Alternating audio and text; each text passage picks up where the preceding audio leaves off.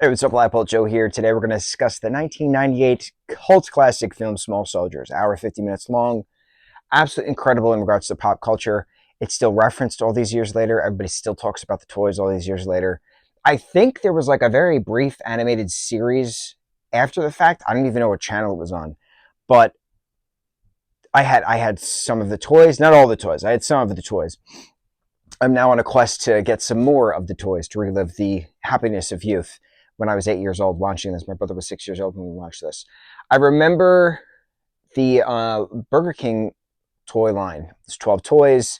It had themed cups and fry holders and all these different things. And like, I remember the first time I noticed people complain about the stupidest things from this film, because a lot of like moms were being interviewed on the news and they were pissed off with Burger King for promoting a PG-13 film as toys for kids. And I'm like, it's parental guidance. You need to have a parent with you to watch it. So what the hell's the difference? Like, it's a film about toys and there's these soldiers who want to kill everybody who's, helping these monsters called the Gorgonites. It's a war movie and they made toys on it. They made toys on the toys and it's promoted. So I didn't understand why people would complain about the dumbest things, because it's rated PG-13. You needed to go to the theater with your parent to see it regardless. So what's the difference, right? They're going to buy you the toys anyway. There's a massive toy line that Hasbro is putting out. What's the difference between going to Toys R Us to buy the toy versus going to Burger King to eat food and then get a toy? Dumb. Because they weren't protesting Toys R Us, they were really protesting Burger King. And I was like, people complain about the dumbest things. I was 8 years old, and I remember watching the news about this with my parents. This is during the time where you had the it's 10 p.m. Do you know where your children are kind of thing. And I remember seeing this news report, and I didn't understand it. I didn't understand why people complain about the dumbest things. And here we are all these years later, and people still complain about the dumbest things. Dumbest things. This film is incredible. You have these toy creators who are the company they work for was just bought by Heartland Toys, Heartland's Globe Tech, and so now it's a matter of how do you integrate Global Tech's stuff with Heartland Toys, right? How do you do this? So these two toy creators have these Commando Elites and these Gorgonites, and so they try to pitch them as their own series. And then the new CEO says, you know what? No, these soldiers need some enemies. And, that's what these freak monsters are. So let's do that and make it do exactly what the commercial did, where they punch out of the box kind of a thing. So then, of course, you're going to put some microchips into the toys. But, of course, they're going to be some military-grade microchips.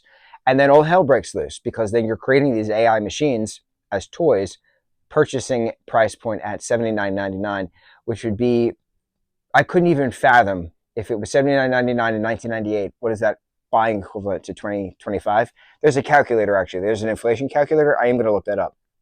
But they do say that that's what the selling price was for these individual toys. It's six per set. Six Gorgonites, seven Gorgonites, because Punch It, Scratch It are together, technically. And then you have six Commando Elite. They all have first and last names. It's wonderful. You have these incredible fight sequences throughout. Kirsten Dunst is like 15, 16 in this film, so it's nice to see her being, the kid of the 90s as she progressed, and then she was, a main actress in her 20s in the 2000s, and 2010 she was in her 30s, and et cetera, et cetera. She's been doing this for a very long time, but it's nice to see another Kirsten Dunst project. This was also a few years before Spider-Man, which is 2001. So again, it's nice to see Kirsten Dunst doing a bunch of stuff. We all know and love her from Jumanji, which was early 1990s. What's cool about this film is that a lot of this is influenced from other things. The vehicles that the Commando Elite builds are very inspired by Mad Max.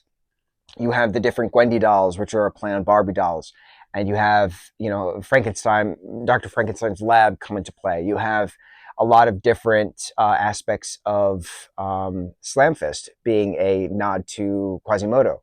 So you have him singing Sanctuary, Sanctuary at one point, nod to Hunchback of Notre Dame. So it's cool having different pop culture references to this film, Spice Girls "Wannabe" was a big thing in the late '90s as well, and so they used that song for a lot of parts of this.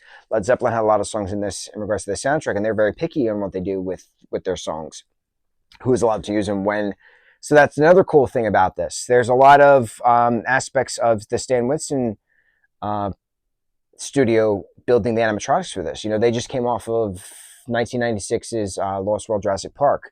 So they used the small mechanics that they were playing with for the Gallimimas, same concepts in regards to making these puppets. You had static puppets, which were just the puppet by itself, the toy by itself. You had remote control, where you had to have them not wired, and then you had the static wired. So you had three different versions of the same character, but you had multiple versions of that. So you might have had three static props, you might have had three wired props, you might have had three remote props, puppets. So there was a lot. I think they made over 200 puppets, 250 puppets, or something like that, for all of the characters.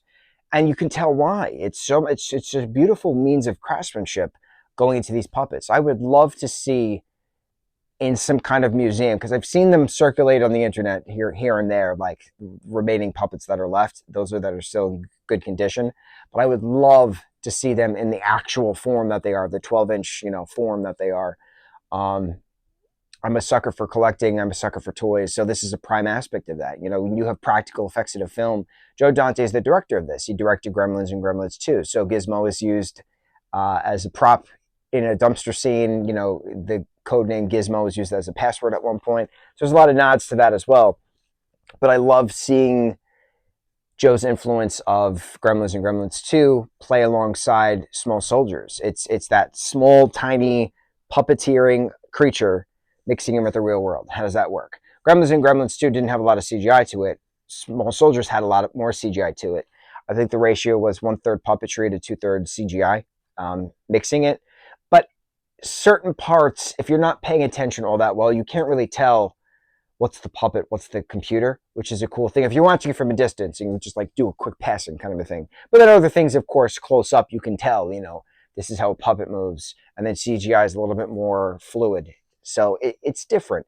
From a technical aspect, the film is incredible. From a story aspect, the film is incredible. From a practical effects aspect, the film is incredible. From a pop culture aspect, the film is incredible. From the toy line that Hasbro created after the fact, during the fact, and the Burger King toy line that was created during the fact as well, incredible. Small Soldiers is incredible. It had a fantastic and best-selling video game as well. It is a force to be reckoned with. Ocula is wonderful. My favorite is Insaniac. The purple menace from hell. He is just absolutely wonderful. Absolutely love Insaniac. Small Soldiers, an incredibly iconic cult classic film, which we all wonder what happens next. If there'll ever be a sequel, I hope. Joe Dante, let's do this. On to the next review. Mahalo.